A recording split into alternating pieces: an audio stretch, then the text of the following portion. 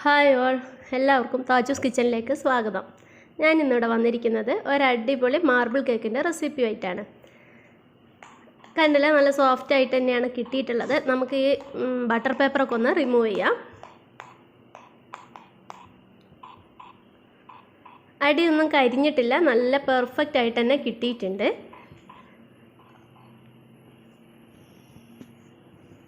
കണ്ടില്ലേ, നല്ല അടിപൊളിയായിട്ട് വന്നിട്ടുണ്ട്. നല്ല സോഫ്റ്റ് ആയിട്ടാണ് കിട്ടിയിട്ടുള്ളത്. നമുക്ക് ഒരു ചായക്കൊക്കെ കഴിക്കാൻ പറ്റുന്ന ഒരു നല്ലൊരു മാർബിൾ കേക്കാണ്. നമുക്കിത് എങ്ങനെയാണ് ചെയ്യുന്നതെന്നൊന്ന് നോക്കാം.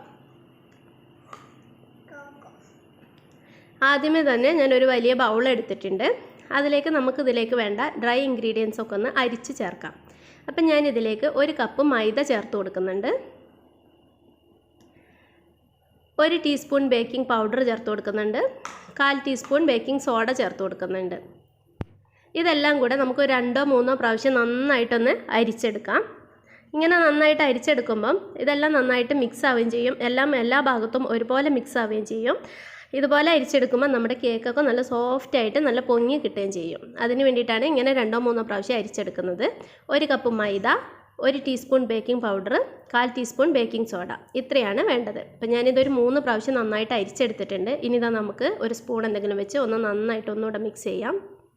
അപ്പം ഞാനിത് നന്നായിട്ട് ഒന്നുകൂടെ മിക്സ് ചെയ്തിട്ടുണ്ട്. ഇനി നമുക്ക് ഇതൊരു സൈഡിലേക്ക് മാറ്റി വയ്ക്കാം.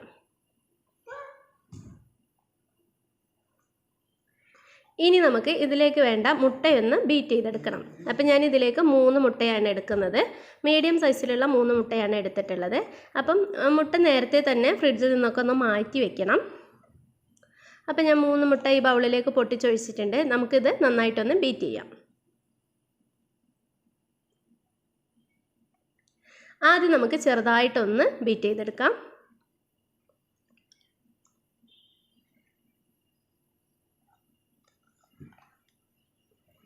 ഒന്ന് ബീറ്റ് ചെയ്ത് കഴിഞ്ഞിട്ട് നമുക്ക് ഇതിനകത്തേക്ക് വാനില എസൻസ് ചേർത്ത് കൊടുക്കണം.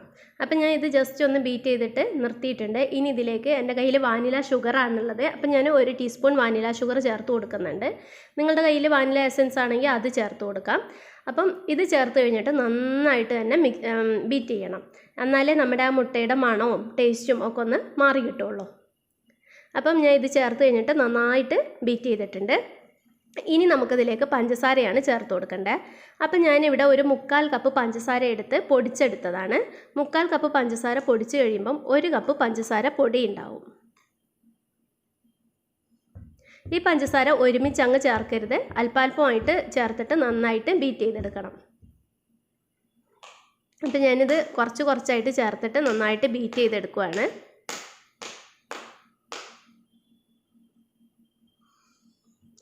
ബാക്കി പഞ്ചസാരയും കൂടെ ചേർത്ത് കൊടുക്കുന്നുണ്ട്. 1 കപ്പ് പഞ്ചസാര എടുത്തിട്ട് പൊടിക്കരുത്, 1/4 കപ്പ് പഞ്ചസാര എടുത്തിട്ട് പൊടിച്ചാലേ നമുക്ക് 1 കപ്പ് പഞ്ചസാര പൊടി ഉണ്ടാവുള്ളൂ കേട്ടോ. 1 കപ്പ് പഞ്ചസാര എടുത്തു കഴിഞ്ഞാൽ പൊടിക്കുന്ന സമയത്ത് അത് കൂടുതലായിരിക്കും. അപ്പോൾ ഈ പഞ്ചസാരയും ചേർത്തിട്ട് നന്നായിട്ട് ബീറ്റ് ചെയ്യണം. മുട്ട എത്രത്തോളം പതഞ്ഞ് പൊങ്ങി വരുന്നോ അത്രയും നമ്മുടെ കേക്ക് സോഫ്റ്റ് ആയിട്ട് കിട്ടും.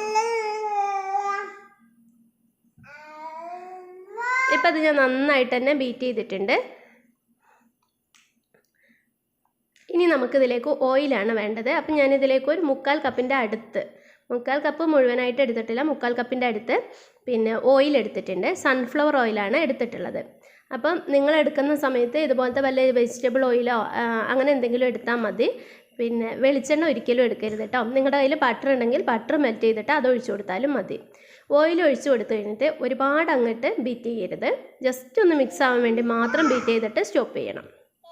ഇനി നമ്മൾ അരിച്ചു വെച്ചിരിക്കുന്ന ഡ്രൈ ഇൻഗ്രീഡിയൻസ് ഉണ്ടല്ലോ, മൈദ, ബേക്കിംഗ് പൗഡർ, ബേക്കിംഗ് സോഡ, അതിൻ്റെ മിക്സ് അല്പാൽപമായിട്ട് ഈ മുട്ടയുടെ മിക്സിനകത്തേക്ക് ചേർത്തിട്ട് നന്നായിട്ടൊന്ന് ഫോൾഡ് ചെയ്തെടുക്കാം. ബീറ്റർ വേണ്ട, ബീറ്റർ മാറ്റി വെച്ചേക്കാം.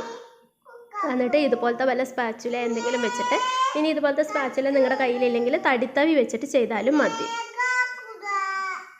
അപ്പോൾ മുട്ട നമ്മൾ ബീറ്റ് ചെയ്യുന്ന സമയത്ത് നിങ്ങളുടെ കയ്യിൽ ബീറ്റർ ഇല്ലെങ്കിൽ മുട്ട മിക്സിയുടെ ജാറിലേക്ക് പൊട്ടിച്ചൊഴിച്ചിട്ട് നന്നായിട്ട് അടിച്ചെടുത്താൽ മതിയാവും. അപ്പം ഞാൻ എൻ്റെ കയ്യിൽ ബീറ്റർ ഉള്ളതുകൊണ്ടാണ് ബീറ്റർ എടുത്തത്. ബീറ്റർ ഇല്ലെങ്കിലും കുഴപ്പമൊന്നുമില്ല, മിക്സിയുടെ ജാറിലേക്ക് പൊട്ടിച്ചൊഴിച്ചിട്ട് നന്നായിട്ട് മിക്സ് ചെയ്താൽ മതി. എന്നിട്ട് അതിനകത്തേക്ക് തന്നെ ഓയിൽ ഒഴിക്കുക. ജസ്റ്റ് ഒന്നുകൂടെ ഒന്ന് മിക്സ് ചെയ്യുക. അതിന് ശേഷം അതിനകത്തേക്ക് നമ്മുടെ ഈ ഡ്രൈ ഇൻഗ്രീഡിയൻസ് ഇട്ട് ഫോൾഡ് ചെയ്തെടുക്കുക. അപ്പം ഞാൻ നമ്മുടെ ഈ മൈദയുടെ മിക്സ് ഉണ്ടല്ലോ അത് അല്പാൽപമായിട്ട് ചേർത്തിട്ട് മുഴുവനും ചേർത്ത് മിക്സ് ചെയ്തെടുത്തിട്ടുണ്ട്. കണ്ടില്ലേ, ഇതുപോലെ വേണം മിക്സ് ചെയ്യാൻ. മിക്സ് ചെയ്യുമ്പോൾ ഒരു വശത്തേക്ക് മാത്രം മിക്സ് ആവുന്നത് പോലെ ഒരു വശത്തേക്ക് മാത്രം ഇളക്കണം, രണ്ട് വശത്തേക്കും കൂടെ മിക്സ് ചെയ്യരുത്. അപ്പോൾ മുഴുവനായിട്ടും ചേർത്തിട്ടുണ്ട്. ഇനി നമുക്ക് ഈ ബാറ്ററിനെ രണ്ടായിട്ട് ഡിവൈഡ് ചെയ്യണം. ഒരേപോലെ തന്നെ ഈക്വൽ പാർട്ടായിട്ട് രണ്ടായിട്ട് മാറ്റണം. അപ്പം ഞാൻ ഇതിൻ്റെ പകുതി മറ്റൊരു ബൗളിലേക്ക് മാറ്റിയിട്ടുണ്ട്. കണ്ടില്ലേ, പകുതിയായിട്ട് രണ്ട് ബൗളുകളിലേക്ക് മാറ്റിയിട്ടുണ്ട്. അപ്പോൾ നമുക്ക് മാർബിൾ കേക്ക് ആയതുകൊണ്ട് തന്നെ രണ്ട് കളറും വേണം, അതോടൊപ്പം തന്നെ രണ്ട് ടേസ്റ്റുമാണ് ഇതിന്. അതായത് ചോക്ലേറ്റിൻ്റെ ടേസ്റ്റും വാനിലയുടെ ടേസ്റ്റും. അതിന് വേണ്ടിയിട്ടാണ് ഈ രണ്ട് ബാറ്ററാക്കിയിട്ട് മാറ്റുന്നത്. അപ്പോൾ ഇനി ഒരു ബാറ്ററിനകത്തേക്ക് ഞാൻ 1 ടീസ്പൂൺ കൊക്കോ പൗഡർ ചേർത്ത് കൊടുക്കുന്നുണ്ട്. കൊക്കോ പൗഡർ ചേർത്ത് കഴിഞ്ഞിട്ട് നമുക്കൊന്ന് മിക്സ് ചെയ്യാം. അപ്പോൾ ഈ കൊക്കോ പൗഡർ ചേർക്കുന്ന സമയത്ത് നമ്മുടെ ഈ ബാറ്റർ ജസ്റ്റ് ഒന്ന് തിക്കാവും. അപ്പോൾ ഇങ്ങനെ തിക്കാവുമ്പോൾ നമുക്ക് വേണമെങ്കിൽ ഇതിലേക്ക് 1 ടീസ്പൂൺ പാല് ചേർത്ത് കൊടുക്കാം. ഞാനിപ്പം ഇതിനൊരു കോഫിയുടെ ടേസ്റ്റും കൂടെ വരാൻ വേണ്ടിയിട്ട് ഒരല്പം കോഫി പൗഡർ, അതായത് ഒരു 1/4 ടീസ്പൂൺ കോഫി പൗഡർ എടുത്തിട്ടുള്ളൂ. അത് 1 ടീസ്പൂൺ പാലിൽ മിക്സ് ചെയ്തിട്ട് ഇതിനകത്തേക്ക് ഒഴിച്ചു കൊടുക്കുന്നുണ്ട്. എന്നിട്ട് ഞാൻ ഇതൊന്നുകൂടെ മിക്സ് ചെയ്യുന്നുണ്ട്. അപ്പോൾ ഇത് രണ്ടും ഇത് മിക്സ് ചെയ്തിട്ടുണ്ട്. ഇപ്പം നമ്മുടെ കയ്യിൽ രണ്ട് ബാറ്റർ റെഡിയായി. ഒന്ന് ചോക്ലേറ്റ് ഫ്ലേവറിലുള്ള ഒരു ബാറ്റർ ഉണ്ട് നമ്മുടെ കയ്യിൽ, അതുപോലെ തന്നെ വാനില ഫ്ലേവറിലുള്ള ഒരു ബാറ്ററും ഉണ്ട്. ഇനി നമുക്ക് ഇതൊന്ന് സെറ്റ് ചെയ്യണം. അപ്പം ഞാൻ നേരത്തെ തന്നെ നമ്മുടെ കേക്ക് ഉണ്ടാക്കാനുള്ള ഞാൻ ഇതുപോലത്തെ ഒരു നോൺ സ്റ്റിക്കിൻ്റെ സോസ് പാനിലാണ് കേക്ക് ഉണ്ടാക്കുന്നത്. ഇത് നേരത്തെ തന്നെ ഞാൻ ഒന്ന് ഓയിൽ തടവിയിട്ട് ബട്ടർ പേപ്പർ വെച്ചിട്ടുണ്ട്. അപ്പോൾ ഇനി നമുക്ക് ഇതൊന്ന് സെറ്റ് ചെയ്തെടുക്കാം. അപ്പോൾ ഈ ബാറ്റർ നമുക്ക് ഇതിനകത്തേക്ക് ഒഴിച്ചു കൊടുക്കാം. ബാറ്റർ ആദ്യം തന്നെ കുറച്ച് അല്പം എടുത്തിട്ട് ഒരു തവി എന്തെങ്കിലും ഇട്ടാൽ മതി. ഒരു തവി വെച്ചിട്ട് ഒരു തവി എടുത്ത് നമ്മുടെ ഈ സോസ് പാനിൻ്റെ നടുഭാഗത്തേക്ക് ഒഴിക്കണം, നടുവിൽ തന്നെ ഒഴിക്കണം. എന്നിട്ട് ജസ്റ്റ് ഒന്ന് ടാപ്പ് ചെയ്യണം.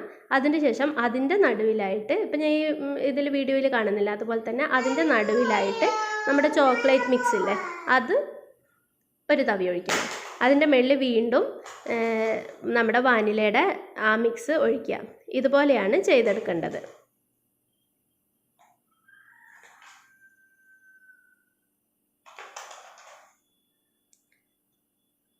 ശ്രദ്ധിക്കുക, നടുവിൽ തന്നെ ഒഴിക്കണം കേട്ടോ. ഇതുപോലെ ഒഴിച്ചാൽ എല്ലാ ഭാഗത്തും നമുക്ക് ഒരു മാർബിളിൻ്റെ ആ ഒരു ഇതിൽ കിട്ടുന്നുള്ളൂ. നല്ല ടേസ്റ്റാണ് കേട്ടോ ഇത്. രണ്ട് ടേസ്റ്റ് ഒരുമിച്ച് വരും. നമ്മുടെ വാനിലയുടെ ആ ഒരു ഫ്ലേവറും കിട്ടും, ചോക്ലേറ്റിൻ്റെ ആ ഒരു ഫ്ലേവറും കിട്ടും. എല്ലാവർക്കും ഇഷ്ടപ്പെടും. ഇതുപോലെ തന്നെ നമുക്ക് മുഴുവനായിട്ട് ഇതുപോലെ ഒഴിച്ചെടുക്കാം. ഈ ബാറ്റർ ഫുള്ളായിട്ട് ഒരു ലെയർ വാനില, ഒരു ലെയർ ചോക്ലേറ്റ്, ഇതുപോലെ മുഴുവനായിട്ട് നമുക്ക് ഒഴിച്ചെടുക്കാം.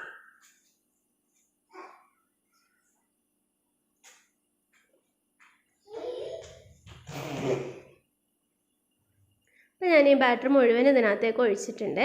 അപ്പോൾ നമ്മൾ ഓരോ തവി ഒഴിക്കുമ്പോഴും ജസ്റ്റ് ഒന്ന് ടാപ്പ് ചെയ്യണം കേട്ടോ. അപ്പോൾ നമ്മുടെ അത് ജസ്റ്റ് ഒന്ന് പരന്ന് കിട്ടുകയും ചെയ്യും. അപ്പോൾ അതിനകത്തുള്ള ആ എയർ ബബിൾസ് പോവുകയും ചെയ്യും. ഇനി ഇതുപോലത്തെ വല്ല നമ്മുടെ പപ്പടക്കോലോ അല്ലെങ്കിൽ ടൂത്ത് പിക്കോ അങ്ങനെ എന്തെങ്കിലും വെച്ചിട്ട് ജസ്റ്റ് ഇങ്ങനെ ഒരു സൈഡിൽ നിന്ന് നടുഭാഗത്തേക്ക് വലിച്ചു കഴിഞ്ഞാൽ നമുക്കിതുപോലെ ഇങ്ങനെ ഒരു ഇത് കിട്ടും. അപ്പം ഇത് നമ്മൾ കേക്കൊക്കെ കാണുന്ന സമയത്ത് നമ്മൾ വിചാരിക്കും ഇതുപോലെ ചെയ്തെടുക്കാൻ വലിയ പാടാണ്, ഇതെങ്ങനെയാണ് അപ്പം ഇങ്ങനെ ചെയ്യുന്നതെന്ന്. ഇത്രയേ ഉള്ളൂ കേട്ടോ. പക്ഷേ ഞാനിത് ബാറ്റർ ഒഴിക്കുന്ന സമയത്ത് ഇതുപോലെയൊക്കെ കിട്ടിയെങ്കിലും കേക്ക് പൊങ്ങി വന്നപ്പം എൻ്റെ പൂവിൻ്റെ ഇതൊക്കെ എങ്ങോ പോയി കേട്ടോ. അപ്പം നമുക്കിത് അങ്ങ് കുക്ക് ചെയ്തെടുക്കാം. ഞാൻ ആദ്യം ഇതുപോലത്തെ ഒരു പഴയ പാൻ വെച്ചിട്ട് അതിൻ്റെ മുകളിലേക്കാണ് നമ്മുടെ ഈ കേക്ക് ഒഴിച്ച് വെച്ചിരിക്കുന്ന പാത്രം വെച്ചിട്ടുള്ളത്. അപ്പോൾ ഡയറക്റ്റ് ചൂട് അതിൻ്റെ അടിയിലേക്ക് തട്ടാതിരിക്കാൻ വേണ്ടിയിട്ടാണ് ഇങ്ങനെ ചെയ്യുന്നത്. ഇങ്ങനെ വെച്ച് നമുക്കൊരു 25 മുതൽ 30 മിനിറ്റ് വരെ ലോ ഫ്ലെയിമിലിട്ടിട്ട് കുക്ക് ചെയ്തെടുക്കാം.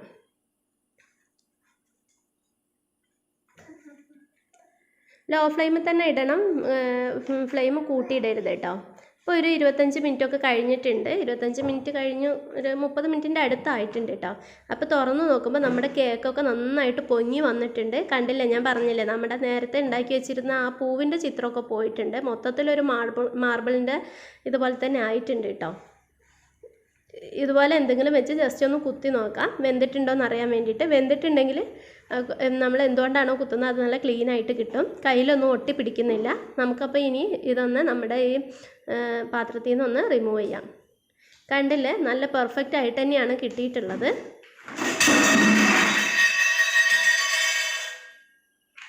അടിപൊളിയായിട്ട് വന്നിട്ടുണ്ട്. അപ്പം ഇത് നമ്മൾ കടയിൽ നിന്നൊക്കെ വാങ്ങിക്കുമ്പോൾ നമുക്ക് ഇത് എങ്ങനെയാണെന്ന് വിചാരിക്കും. ഇത്രയേ ഉള്ളൂ ഇത് ചെയ്യാൻ, വളരെ എളുപ്പം ചെയ്യാൻ പറ്റും. വലിയ ബുദ്ധിമുട്ടൊന്നുമില്ല ചെയ്യാൻ വേണ്ടിയിട്ട്.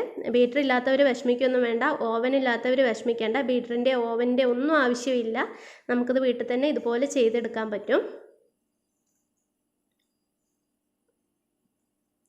അപ്പോൾ എല്ലാവരും ഒന്ന് ചെയ്തു നോക്കണം. വീഡിയോ ഇഷ്ടപ്പെട്ടാൽ ലൈക്ക് ചെയ്യണം, ഫ്രണ്ട്സിനും റിലേറ്റീവ്സിനും ഒക്കെ ഷെയർ ചെയ്യണം. നിങ്ങളുടെ അഭിപ്രായങ്ങളും നിർദ്ദേശങ്ങളും കമൻറ്റ് ചെയ്യണം. ചാനൽ സബ്സ്ക്രൈബ് ചെയ്ത് സപ്പോർട്ട് ചെയ്യണം.